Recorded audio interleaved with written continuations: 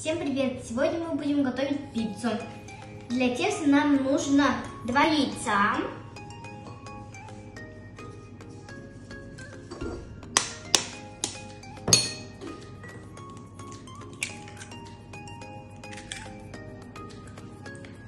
и еще одно яйцо.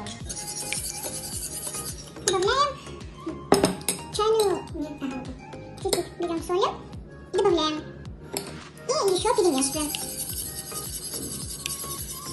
Добавляем воду.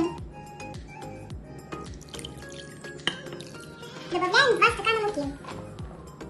И еще один. Нашу яичную смесь добавляем в муку.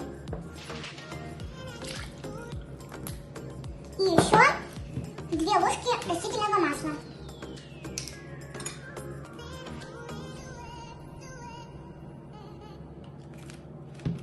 Добавляем. И еще одну. Все. И перемешиваем.